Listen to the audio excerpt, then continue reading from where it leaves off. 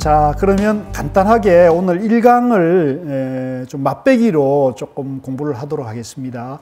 우선 이제 이 참선 명상을 잘 하려면 이 참선 명상도 불교에서 이제 유래가 됐기 때문에 불교를 모르면 이 참선 명상을 제대로 할 수가 없거든요. 그래서 불교에 대해서 조금 정리를 한번 하고 와야 됩니다. 그래서 앞부분에 1강에서 4강까지는 다 불교 얘기를 하고 있어요. 근데 이 불교 얘기가 곧 명상하는데 가장 핵심이 되는 이론적인 것이기 때문에 여러분들이 이걸 잘 아셔야 돼요. 이걸 모르면 그 명상 참선은 체험하는 거거든요. 체험과 실천이기 때문에 내가 이걸 체험하고 실천하려면 이론적으로 밝아야 쉽게 이게 돼요. 이론을 갖추지 않고 무턱대고 체험하고 실천하려면 이제 맨 땅에 헤딩 한다는 얘기 들어보셨어요? 그러니까 그렇게 되면 그 비유하자면 우리가 저 금강산을 가는데 금강산이 어디에 있고 어떤 방향으로 어떤 교통수단을 타고 가는 것이 가장 좋다는 건 알고 가는 것과 금강산이 어디 있는지도 모르고 무작정 가는 거하고는 금강산 갈 수 있겠습니까?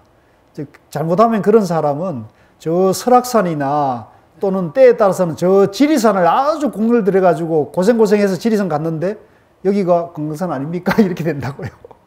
그러니까 그걸 이제 우리 불교에서는 정견이라고 그러는데 불교에 대한 바른 견해를 세우는 걸 정견이라고 그러는데 같이 한번 해볼까요? 정견.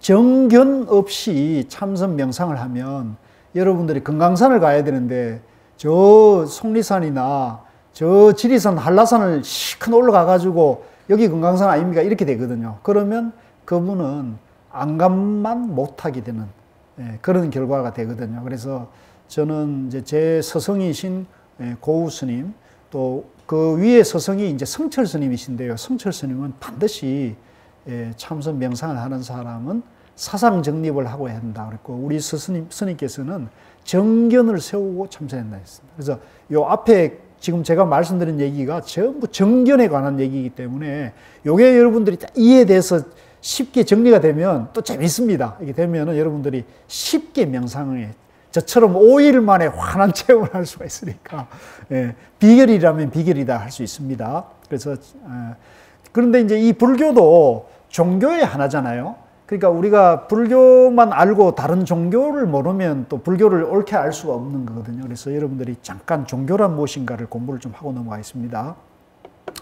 자, 종교는 인류의 어뜸되는 가르침이에요. 그래서 이 종교에는 삶과 죽음에 대한 답을 주는 거예요. 그래서 만약에 여러분들이 그 삶과 죽음에 대한 답을 찾지 못한다면 그것은 이제 종교라는 어뜸되는 가르침을 아직 모르고 있는 것이죠. 그래서 그런데 이 삶과 죽음에 대한 답을 주는 종교는 매우 다양하잖아요. 아시는 바와 같이. 그래서 불교, 예수교, 기독교죠. 이슬람교, 힌두교 그러면 이제 우리가 보통 인류의 4대 종교라 그러죠. 그런데 이 모든 종교는 우리가 세속에서 구하는 물질이나 어떤 욕망이나 어떤 명예를 통해서 행복을 구하는 게 아니고요. 종교는 종교적인 영원한 행복을 추구를 해요. 그래서 모든 종교는 세속적인 행복이 아니라 영원한 행복이라는 목적은 같아요. 그런데 그 영원한 행복을 구하는 방법이 좀 다르죠. 예를 들면 예수교나 회교나 힌두교는 내 밖에 어떤 절대신, 절대자를 가정을 합니다. 그래서 내 밖에 절대신을 믿음을 통해서 구원, 영생을 얻는 것이 이제 있는 것이죠. 그래서 이 절대신을 믿는 그런 종교는 이 세상을 신이 창조했다고 봐요. 이 세상은 누가 만들었느냐? 우리 인간이 만든 것이 아니라 신이 창조한 세계인 거죠. 그래서 이 절대신을 믿는 종교에서는 절대신과 절대신이 창조한 이 자연과 인간은 피조물이 되겠죠. 그래서 신과 인간이 둘로 보게 됩니다.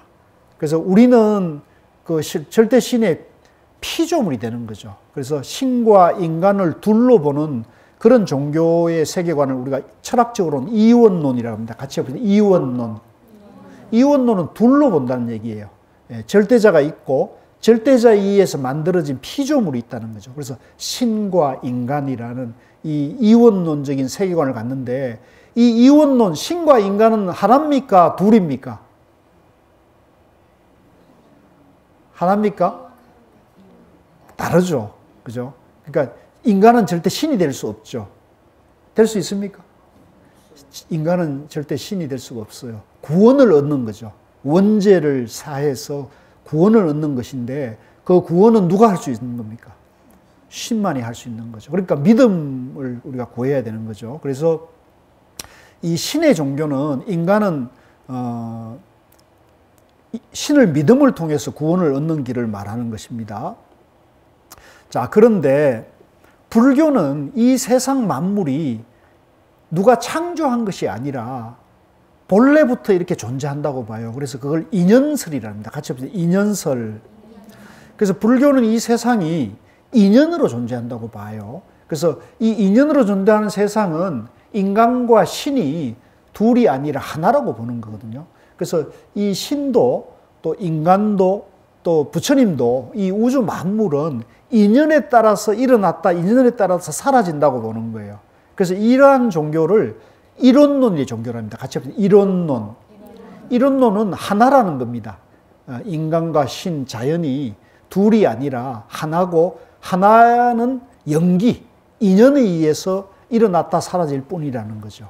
그래서 우리 인간은 스스로의 지혜와 능력으로, 불교에서는 우리 인간이 스스로의 지혜와 능력으로 깨달음을 통해서 생로병사의 괴로움에서 해탈해서 영원한 행복을 누릴 수 있다는 게 이 불교의 가르침이에요.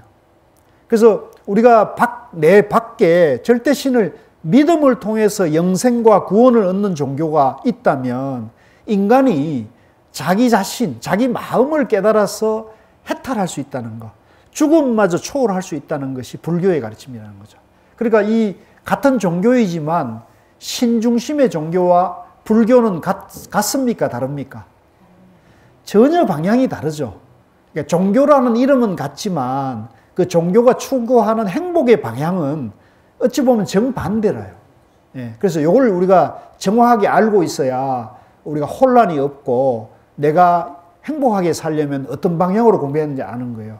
근데 안타깝게도 우리 한국 불교에는 불교가 너무나 오래되고 또 우리가 억불 시대를 겪다 보니까 불교를 제대로 참답게 이렇게 가르치고 공부하는 전통이 조선조에는 상당히 단절이 되는 바람에 이 불교가 마치 부처님이 마치 신 같은 어떤 그런 신격화되는 그런 것이 있어요. 그래서 우리 불교에도 많은 불자들이 부처님을 신처럼 받들고 믿고 부처님을 통해서 구원을 바라는 분들이 또 많아요. 여러분들은 그렇습니까?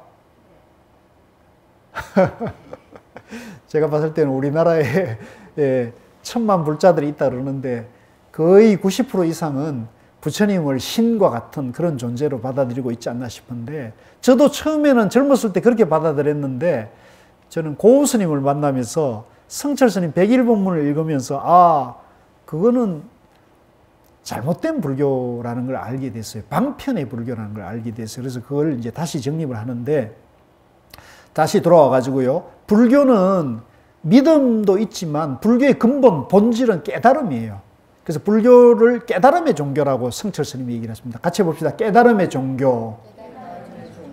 깨달음의 종교. 깨달으면 내가 부처님과 하나님과 신과 절대적인 존재가 될 수 있다는 거거든요. 그래서 세상에 많은 종교가 있지만 이 부처님처럼 자기 마음을 깨달으면 절대자가 될 수 있다는 가르침은 불교 외에 들어보셨어요? 불교 외에 그런 종교는 듣기가 어렵죠. 그래서 이 불교의 특색은 바로 우리 인간이 깨달음을 통해서 절대자가 될 수 있다는, 전지전능한 지혜를 갖출 수 있다는 거니까 이것이 불교의 특색입니다. 그래서 여러분들이 불교를 공부하더라도 이 불교의 특색, 본질을 알고 공부해야겠습니까? 모르고 해도 되겠습니까? 이건 알고 해야 되는 거죠. 그죠? 그래서 깨달음의 종교다. 근데 예수교나 이슬람은 뭐예요? 믿음의 종교예요. 그죠? 믿어야 구원도 얻고, 믿어야, 그죠? 영생을 누릴 수 있는데, 그래서 우리는 믿음도 필요하지만 우리의 특색은 깨달음이라는 거죠. 깨달음. 그래서 이제 안타깝게도 이웃 종교는 믿음 천국 불신 지옥 그러더라고요. 이거는 제가 봤을 때, 우리가 봤을 때는 이거는 겁박하는 거거든요. 겁을 주는 거거든요. 그래서 사람들이 불안 심리를 자꾸 조장해가지고 이제 신을 받아들이게끔 하는데, 우리가 이제 신을 받아들인 것 중에 여러분들 JMS라고 들어보셨어요? 요즘 핫한 JMS가 그 신을 이제 잘못 뻥을 치면 저렇게 마군이, 사탄이 이제 나타나게 되는 거거든요. 그래서 이제 그것은 결국은 내 안의 구원과 내 안의 깨달음을 통해서 영원한 행복을 발견하지 못하고 바깥의 어떤 절대자나 바깥의 어떤 인도자를 통해서 구원을 얻고자 하는 그런 종교에서는 이런 문제들이 교리적으로 좀 문제가 있을 수 있는 소지가 있다고 저는 보고 있습니다. 그래서 다시 이제 불교로 와가지고요. 불교는 우리 인간이 깨달음을 통해서 절대신의 능력, 즉 죽음마저 자유로워질 수 있다는 그 길을 이제 말하는 거죠. 그래서 아까 내가 봤을 땐 젊은 분인데 죽음에 대해서 좀 더 편안하게 말씀하셨는데 그겁니다. 우리 삶의 고통 중에 가장 큰 고통이 죽음의 두려움이고 죽음의 괴로움이잖아요. 이 죽음마저, 또 죽음뿐만 아니라 늙음과 병마저도, 그죠? 우리 여기 78세로 줄어가지고 좋으시겠습니다만 뭐 78세나 80세나 뭐 90세든 관계없이 이 내가 나이 듦이나 늙어감이나 병에 대해서 자유로워지는 것. 그래서 이 공부는 이제 간단하게 우리가 깨달음의 가르침을 잠깐만 얘기하면은, 우리가 이제 30이 됐든 40이 됐든 50이 됐든 80이 됐든 지금 이 순간이 내 인생의 전성기예요. 지금 이 순간이. 왜? 우리는 영원히 오늘밖에 살 수가 없어요.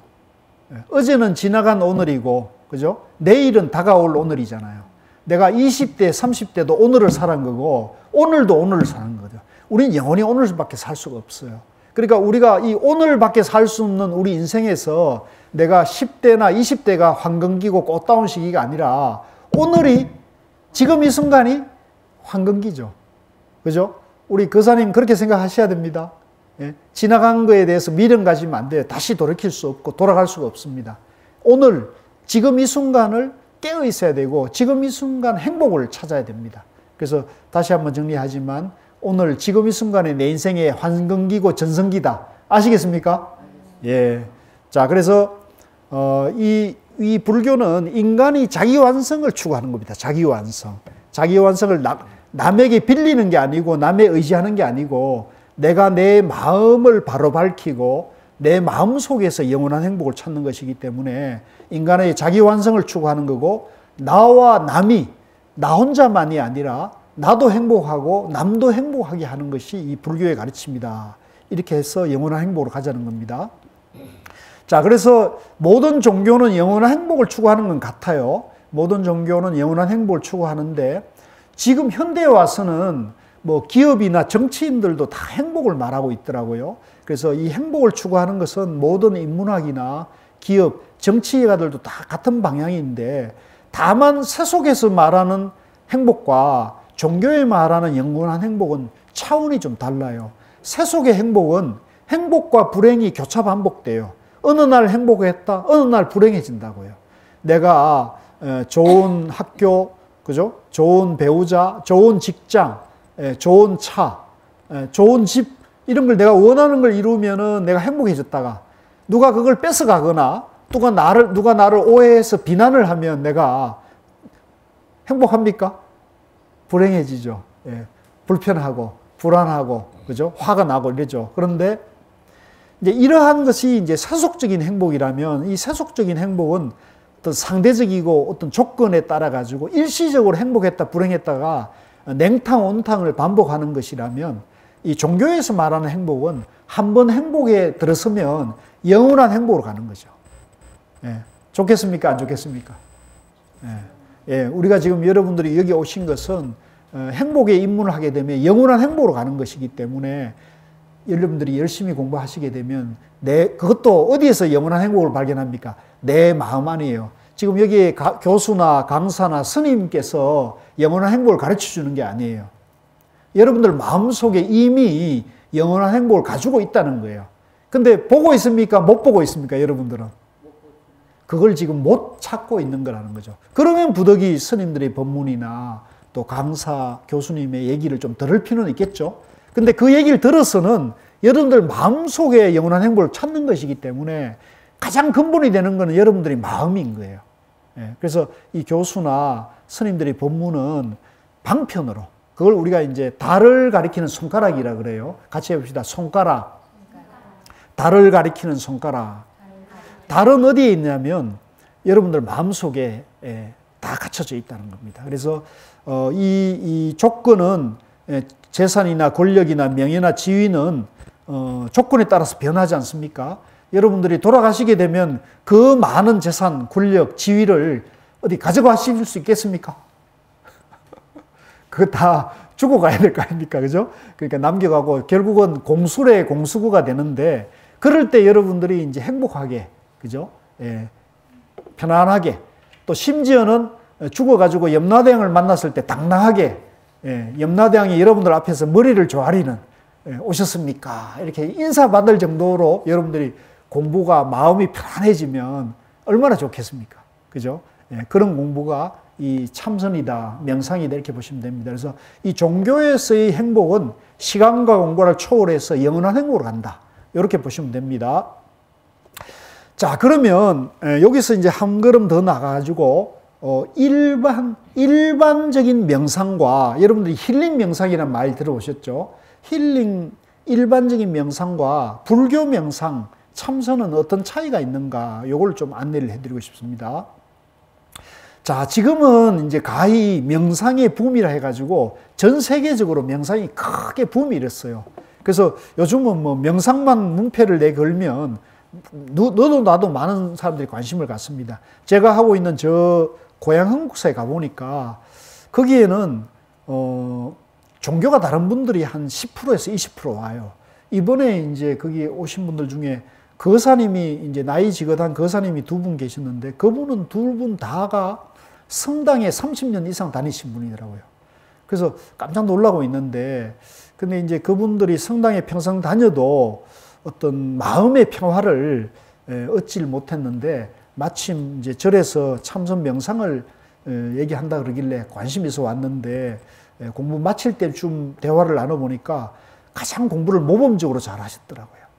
그래서 여러분들도 강사나 교수님이 안내하는 걸 잘 따라 하시면 마음의 평화를, 종교가 다르더라도, 이건 사실 종교는 상관이 없습니다. 종교보다는 나의 존재 원리, 이 세상의 진리에 대한 공부이기 때문에 제대로 공부하면은 마음의 평화를 얻을 수 있는데요.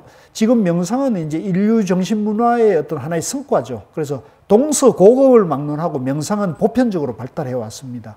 근데 근래에 지금 유행하고 있는 이 명상은 불교 명상에 출발했어요. 그래서 여러분들이 잘 아는 애플의 스티브 잡스라든가 또 마이크로소프트의 빌 게이츠, 이런 세계 뭐 초인류 그룹을 이룬 사람들은 다 이 불교 명상을 지금 배우고 있거든요. 그래서 이 불교 명상이 가장 각광받는 곳이 이제 미국에 가면 실리콘밸리가 있는 샌프란시스코에 가면 이 명상 센터마다 꽉꽉 사람들이 들어차고 있더라고요. 저도 몇 년 전에 견학을 가볼 기회가 있는데 정말로 뭐 명상 공간이 좁아가지고 식당, 뭐 주변에 응집실까지 많은 사람들이 명상을 공부하러 온 걸 제가 보고 깜짝 놀랐었는데, 그러나 이런 출발은 세계적인 명상 붐은 불교에서 출발했는데 불교에서 배워갔지만 이 불교라는 이름을 내걸고 명상을 얘기하게 되면 사람들이 인식에 불교 그러면 약간 좀 미신이나 우상 숭배하는 것처럼 많이 오해들 하고 있잖아요.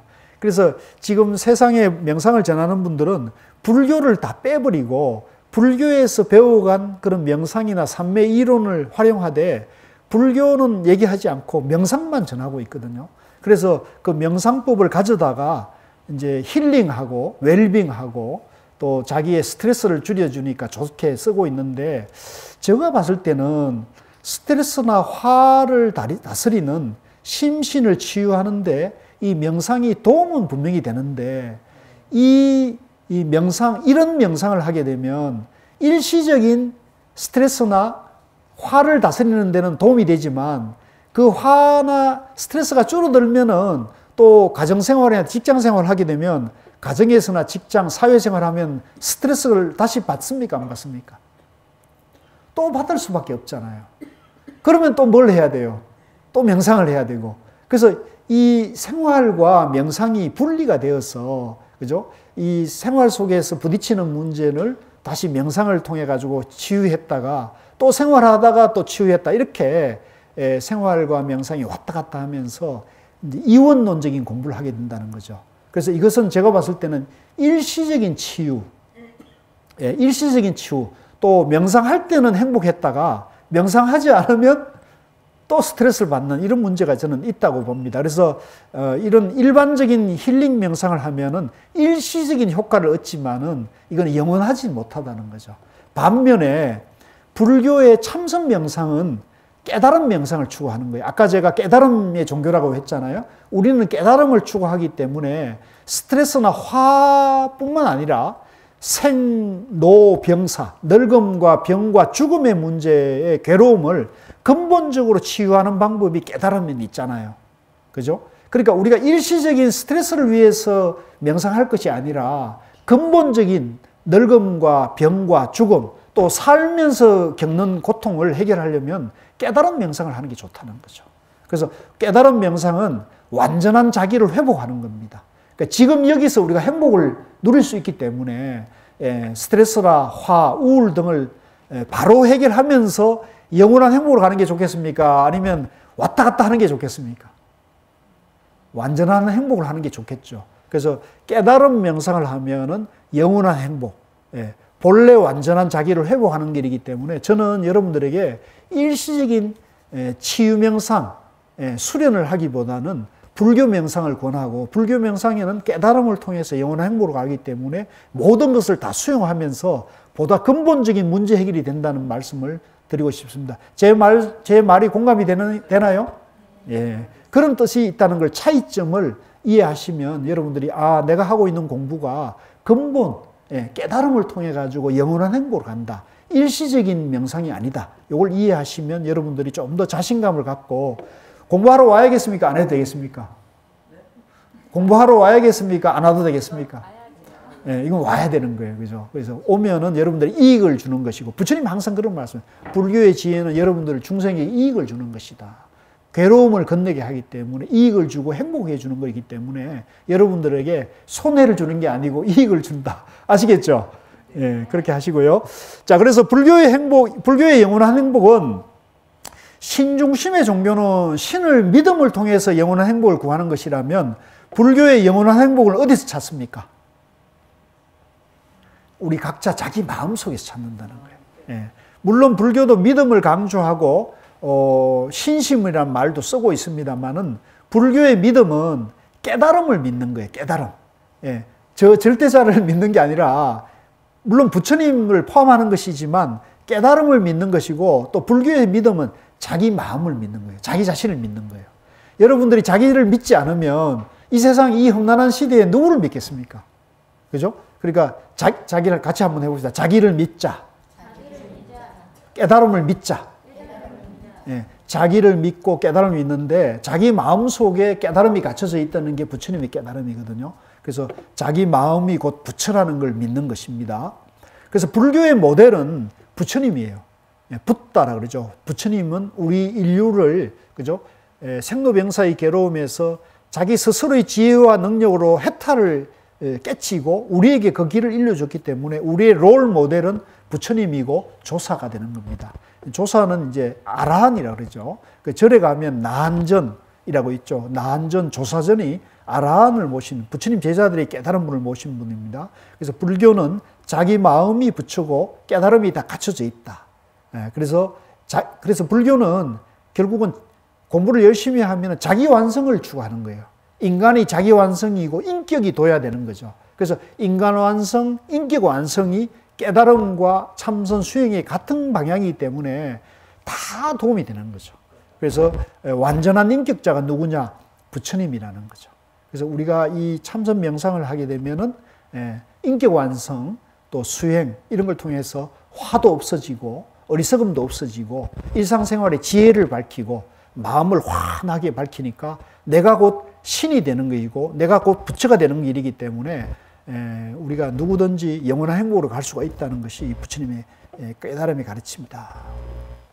자, 그러면 이제 이렇게 불교와 종교의 특성을 정리를 했는데요. 자, 불교에 대해서 본격적으로 들어가는데요. 자, 여러분들이 지금 이제 대성사에 와가지고 불교와 참선 명상을 배우는데 누가 물을 거예요. 불교가 뭐예요? 이렇게 물으면 여러분들이 뭐라고 답하실 겁니까? 불교가 뭐예요? 불교가 뭐예요? 와, 역시 그래도 대성사에 계신 신도분이 역시 나으시네. 부처님의 가르침이라고 했습니다. 맞습니까? 틀립니까? 맞죠? 불교는 간단한 거예요. 부처님의 가르침이에요. 불교가 뭐라고요? 불교는 간단해요. 부처님의 가르침이에요. 부처 불자가 부처라는 뜻이거든요. 가르칠 교자잖아요. 불교가 뭐라고요? 큰 소리를 한번 해보세요. 불교가 뭐예요? 그러니까 이제 여러분들에게 누가 물으면 불교가 뭐예요? 할머니 불교가 뭐예요? 할아버지 불교가 뭐예요? 그러면 뭐라고 답하실 거예요? 부처님의 가르침. 이렇게 답하셔야 돼요. 예수교는 뭐예요? 예수님의 가르침이다. 불교는 부처님 가르침이에요. 아시겠죠? 자, 그런데 여기서 또 질문이, 손주가 또 질문할 거예요. 할아버지, 할머니, 그러면 부처님 누구예요? 부처님 누구예요? 나다? 부처님 누구예요? 아, 역시 부처님 누구예요? 깨달음. 예, 부처님은 깨달으신 분이에요. 깨어난 자라는 뜻도 있고요. 인도말로 붓다라고 그래요. 같이 볼 때 붓다. 붓다를 중국에서는 이 불타라고 음사를 했어요. 부처라는 말이 옛날에는 없었으니까 불타라고 했어요. 불타. 근데 이거를 우리나라에서는 부처라고 음사를 해서 이름을 불러요. 그 부처라는 것이 뭐예요? 깨달은 자란 뜻이에요. 깨달은 자. 그래서 2600년 전 인도의 부족 국가의 왕자, 그러니까 사실은 금수저 중에 금수저로 태어났죠, 부처님은. 근데 생로병사의 괴로움을 느끼셨던 거예요. 그래서 어떻게 하면 생로병사의 괴로움에서 해탈할 수 있을까? 이분은 남달리 그런 쪽에 예민하게 길을 찾았던 것 같아요. 그래서 이분이 이제 이걸 위해서 출가를 합니다. 처음에는 6년 동안 고행을 했는데 답을 찾지를 못했어요.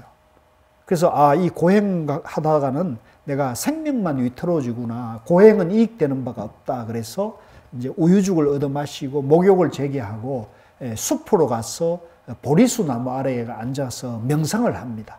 근데 기록에 의하면 그 명상이 기록에 의하면 오랜 시간이 아니에요. 저녁에 명상에 들어가지고 새벽 별을 보고 깨쳤다 그랬거든요. 그러니까 명상 시간은 짧은 시간에 부처님 바로 깨친 거예요. 물론 그 전에 고행한 것도 또 보탬이 됐겠죠. 그죠? 그래서 새벽 별을 보고 깨쳤는데 그거 깨치고 난 다음에 뭐라고 첫 말씀을 하셨냐면 나는 불사의 문을 열었다 하셨어요. 죽지 않는 문을 열었다는 거죠. 한번 같이 해봅시다. 불사의 문을 열었다. 그러니까 부처님은 깨치시고 죽지 않은 길을 찾았다는 거죠. 그래서 생로병사의 괴로움에 해탈해서 영원한 행복, 영원한 대자유의 길을 발견하신 거죠. 그래서 그러면 우리가 여기서 다시 한번 나오겠습니다. 자, 불교가 뭐예요? 부처는 누구예요? 그러면 뭘 깨달았습니까? 예? 자, 요걸 또 잘 정리를 해야 돼요. 앞에는 잘 정리됐죠. 불교란 부처님의 가르침이고 부처님은 깨달은 분이다. 자, 그러면 여기서 뭘 깨달았냐가 중요해요. 뭘 깨달았냐. 이게 굉장히 중요합니다. 이 깨달음에 대해서는 부처님께서 팔만대장경을 세려놔가지고 너무나 방대한 얘기를 해서 지금 뭐 이 남방불교에 가면은 주로 팔정도 사성제를 얘기를 하고 있거든요. 근데 북방에 오면은 주로는 공 얘기를 많이 해요. 공. 최근에 와가지고는 성철스님 101법문 이후에는 중도 얘기를 많이 하고 있습니다. 그래서 저도 남방에서 말하는 것과 이 북방에서 말하는 것, 또 티베트 불교에서 말하는 것, 또 윗바사나에 말하는 게 그것도 스님들마다 또 견해가 다 달라요. 그래서 이게 혼란이 많아요. 예. 저도 이제 불교 종단에 일하면서 그런 혼란을 많이 겪었습니다. 그래서 저 나름대로 이렇게 몸부림치다가 고우 스님을 만났는데 고우 스님께서는 저에게 답을 그렇게 얘기를 하셨어요. 성철 스님 101법문이 가장 잘 정리가 되어 있다 그러셨어요. 불교에 입문하는데 가장 좋은 책이 성철 스님 101법문이에요. 제가 여러분들을 위해서 한번 가져왔습니다. 이게 101법문이에요. 그러니까 저는 이걸 처음 읽어보니까 너무 어려워가지고 저도 책 좀 본 사람인데 이건 너무 어렵더라고요. 그래서 이제 고우 스님께서 제가 어려울 걸 미리 아셨는지 이 책을 이렇게 저희한테 주침을 주셨어요. 여기 이 책에 보면 맨 앞에 근본불교 사상이 나오는데 그 근본불교 사상이 초기경전을 성철 스님이 요약을 해놨어요. 그래서 그 초기경전의 근본불교 사상에 부처님 깨달음이 중도연기라는 부분이 나온다는 거예요. 그래서 성철 스님이 그 중도연기에 대해서 자세하게 아주 누구 못지않게 세밀하게 이걸 설명을 했는데 부처님 깨달음이 중도연기라는 걸 확실히 이해할 때까지 반복해서 읽으시라 그러더라고요. 읽으라 그러셨어요. 그래서 제가 한번 읽어보는데 도저히 이해가 안 돼요. 두 번, 세 번쯤 읽으니까 조금 감이 오고 다섯 번쯤 읽으니까 어느 정도 이해되더라고요. 근데 여전히 부처님 깨달음이 생멸연기냐 중도연기냐에 대해서는 제가 이해가 안 돼요.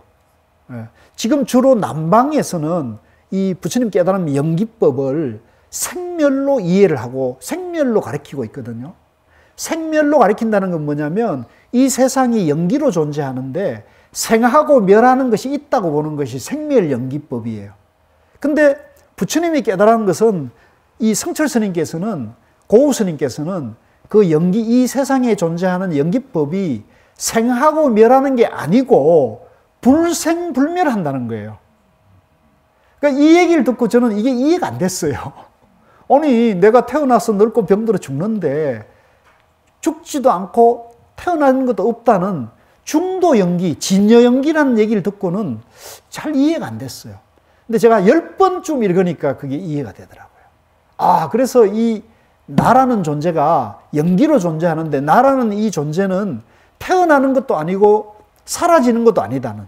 예, 이대로 태어나는 것도 연기고 죽는 것도 연기니까 이 연기법은 생하는 것도 아니고 멸하는 것도 아닌 불생불멸이라는 것이 이해되니까 부처님의 깨달은 세계가 이해가 되니까요.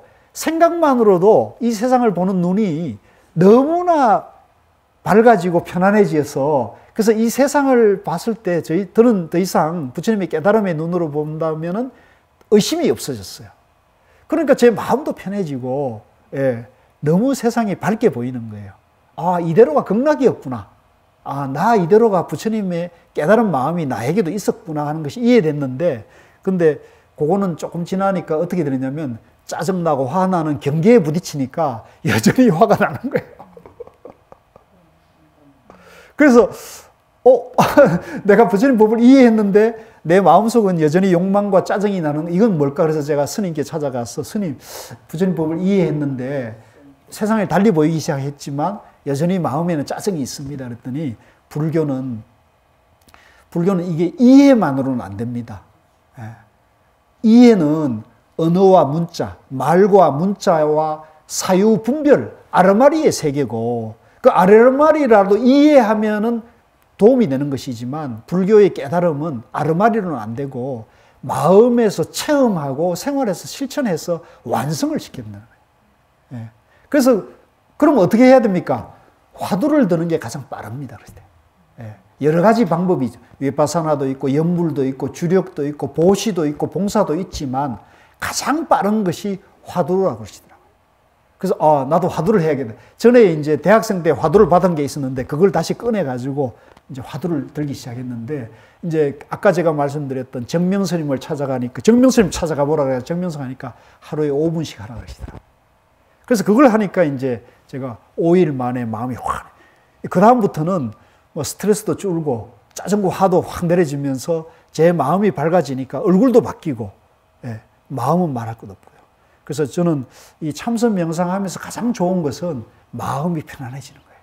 마음이 편안해지고 마음이 밝아지면 짜증과 스트레스가 줄고 마음이 편안하고 마음이 밝아지면 얼굴은 어떻게 돼요? 얼굴이 환해지는 거죠.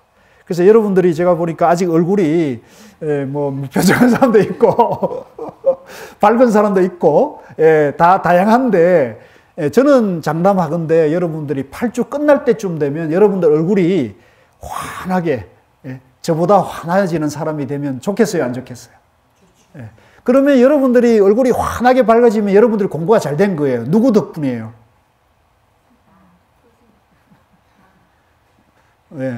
여러분들이 여기에 오신 덕분이에요. 참선에 인연이 된 발심의 덕분이죠. 근데 만약에 여러분들이 얼굴을 안 바뀌고 더 안 좋아졌다 이러면 누구 덕분이에요? 그건 교수를 잘못 만난 거예요. 그런데 그때는 저를 원망하시고, 근데 여러분들이 잘 되면 여러분들 자신의 공덕이고요. 그런데 저는 여러분들을 최선을 다해서, 우리 강사님들은 최선을 다해서 여러분들이 마음이 편안해지고 밝아지도록 안내하려고 그러는데, 여러분들 따라오실 자신이 있어요? 예. 그러면 여러분 이 좋은 인연에 여러분들이 부단한 결심을 위해서 박수를 한번 해봅시다. 네. 자, 그래서 다시 이제 돌아와 가지고요. 부처님이 뭘 깨달았냐면 아까 제가 말씀드린 중도 연기를 깨달은 거예요. 그래서 부처님 말씀은 팔만대장경이어서 불교 역사가 2600년이 되고 너무나 방대하고 다양해서 혼란이 있어요. 그래서 이 초기경전에 보면은 이제 암경, 이제 남방용어로는 니까야를 하는데 그게 초전법륜경에 보면은 이렇게 부처님 말씀해 놨어요. 나는 괴로움과 즐거움을 떠나 중도를 깨달았다 그랬어요. 그러니까 부처님 깨달음이 뭐예요? 중도라는 거예요, 중도. 그러니까 여러분들이 중도를 공부해야 되겠습니까? 몰라야 되겠습니까? 중도는 필수적으로 공부를 해야 돼요. 제가 아까 100일 법문을 10번 읽었다 그랬잖아요. 그러니까 여러분들은 뭐 10번 읽기에는 8주 동안 10번은 불가능하니까 이 강의를 열심히 들으면 교재를 열심히 보면 이해할 수 있을 거예요. 그래서 부처님께서 중도를 깨달아서 생사고해에서 해탈해서 영원한 행복을 성취하셨거든요. 그래서 우리도 이제 이 중도를 공부를 하는 건데 중도란 무엇인가? 요거는 이제 다음 강의에 하실 겁니다. 그래야 우리 강사님 역할이 있죠. 자, 제가 여러분들에게 지금까지 이제 입문의 1강을 안내해 드렸는데 혹시 제 말을 듣고 여러분들 질문하실 게 있거나 의문이 있으시면 편안하게 질문해 주셔도 좋습니다.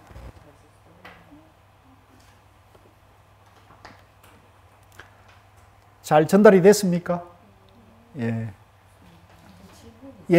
질문. 처음에 교수님께서 말씀하셨을 때 부처님께서 그 명상에 들어가서 새벽별을 보고 깨우치셨잖아요. 그렇죠. 그게 이제 책에서 그렇게 나오는데 그 명상이라는 거는 눈을 아래로 떴을 텐데 그럼 위에 있는 하늘의 새벽별을 보았다는 거는 어떻게 이해를 해야 되나요? 그거는 나도 모르겠는데요. 그럼 부처님께 물어봐야 되는데 부처님 돌아가셨으니까. 근데 이제 제가 그냥 생각해 보기에는 깨칠 그 순간이 새벽이라는 거고 그때 마침 부처님이 새벽별을 보시던 게 아닌가 이런 생각이 듭니다. 그리고 이제 명상도 지금 남방에서 주로 공부하고 오신 분들은 눈을 감고 하는 명상을 하고 또 지금 서구에서 유행하는 그 힐링 명상도 눈을 주로 감고 많이 안내를 하고 있더라고요.